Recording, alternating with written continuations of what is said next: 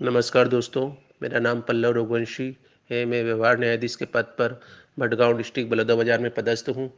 मैं आज छत्तीसगढ़ राज्य विधिक सेवा प्राधिकरण द्वारा चलाए जा रहे जन चेतना कार्यक्रम के तहत आप लोगों को कन्या भ्रूण हत्या से संबंधित कानून के बारे में जानकारी देने का प्रयास करूँगा।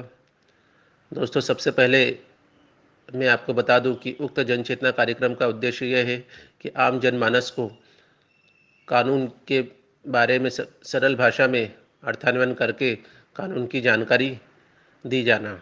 अतः इसी परिप्रेक्ष्य में मैं आपको कन्या भ्रूण हत्या से संबंधित कानून को सरल भाषा में समझाने का प्रयास करूंगा। दोस्तों, सबसे पहले अपन जानते हैं कि कन्या भ्रूण हत्या होती क्या है।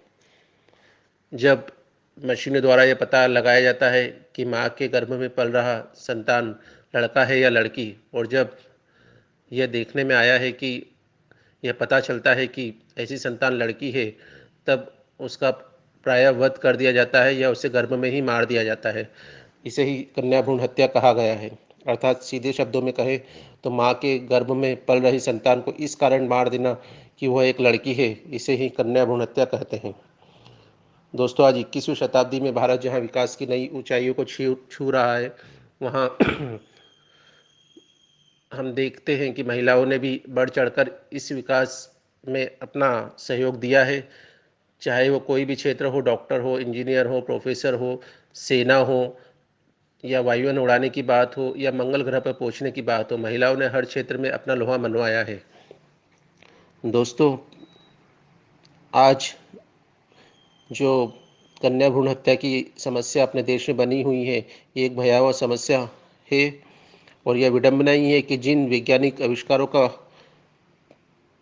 प्रयोग इस उद्देश्य से किया गया था कि माँ के गर्भ में पल रहे बच्चे की बीमारी का पता लगाकर उसे उचित उपचार प्रदान किया जा सके, परंतु उक्त तकनीक का उपयोग हमारे देश में कन्या भ्रूणों को समाप्त करने के लिए किया जा रहा है, जो कि एक भयावह समस्या हमारे देश में बनी हुई है।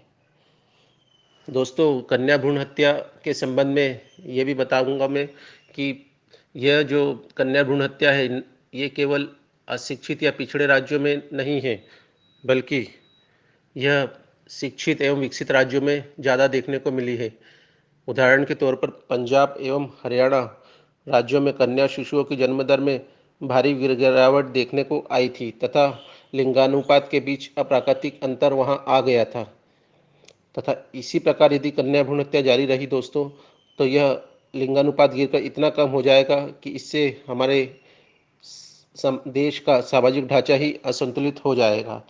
यदि हम लिंगानुपात पर नज़र डालें तो 0 से 6 साल के बच्चों के बीच जो रेशो है, 1000 लड़कों की तुलना में लड़कियों की तुलना वर्ष 1981 में 962 थी, जो कि अगले 10 साल में की जनगणना में देखा गया कि वर्ष 1991 में 945 रह गई, फिर वर्ष 2001 में 927 रह गई, एवं वर्ष 2011 में यह घटकर 914 आ गई है।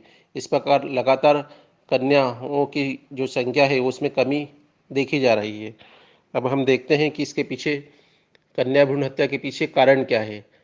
तो सबसे पहला जो कारण है, लड़कियों की शादी के समय भारी दहेज देना। दूसरा जो कारण है वो धार्मिक रीतियों के संपादन हेतु पुरुष शिशु को वरीयता दी जाना। तथा तीसरा जो कारण है कि पुरुष प्रधान परिवारों की ये प्रथा है कि वंश चलाने के लिए कम से कम एक पुत्र होना अनिवार्य है। एवं चौथा जो कारण है कि बालिकाओं की सुरक्षा की चिंता उनके माता पिता को अधिक रहती है। ऐसे ही कई कारण देखने को मिले हैं। अब इसके संबंध में हमारे यहाँ क्या कानूनी प्रावधान है वो भी जानते हैं। तो इसके संबंध में अंग्रेजों के समय जो बनाया गया भारतीय दंड संहिता कानून था, उसकी धारा 312 से 317 में तत्संबंध में प्रावधान किए गए हैं, परंतु उक्त प्रावधान नाकाफ़ी हो रहे थे। इसी कारण हमारी सरकार द्वारा एक नया कानून या अधिनियम बनाया गया, जिसे गर्भधारण पूर्व और प्रसव पूर्व निदान तकनीक लिंग चयन प्रतिशत अधिनियम 1994 के रूप में जाना जाता है। आइए इस कानून के बारे में अब हम जानने का प्रयास करते हैं। इस कानून का सबसे प्रमुख जो प्रावधान है वो यह है कि इस कानून के द्वारा गर्भधारण पूर्व एवं प्रसव पूर्व निदान तकनीक की सहायता से लिंग चयन करना या करवाना, लिंग चयन में किसी प्रकार की सहायता देना या लेना या लिंग चयन दर्शित करने वाले संकेत देना पूर्ण रूप से प्रतिषेधित किया गया है और उक्त प्रतिषेधित प्रावधान का उल्लंघन करने पर जो सजा है वो 3 वर्ष का कठोर कारावास और 10,000 रुपये तक का जुर्माना है तथा दूसरी बार इसी प्रकार का अपराध किए जाने पर 5 साल का सश्रम कारावास और 50,000 रुपये तक का जुर्माने का प्रावधान है।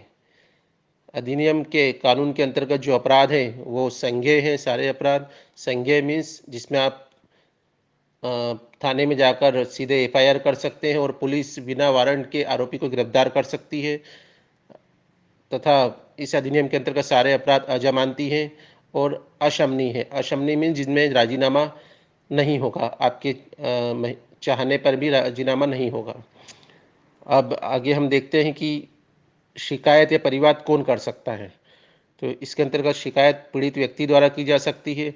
दूसरा, जो समुचित प्राधिकारी जो कि स्वास्थ्य विभाग और अन्य व्यक्तियों द्वारा एक गठित समिति होती है उनके द्वारा, या अन्य कोई भी व्यक्ति या संस्था जिसके द्वारा समुचित प्राधिकारी को दी गई लिखित सूचना के 15 दिन तक कोई कार्रवाई नहीं होने पर भी किया जा सकता है। अर्थात कोई अन्य व्यक्ति भी या संस्था भी इसके अंतर्गत जो है शिकायत कर सकता है, लेकिन उसे 15 दिन तक का वेट करना होगा।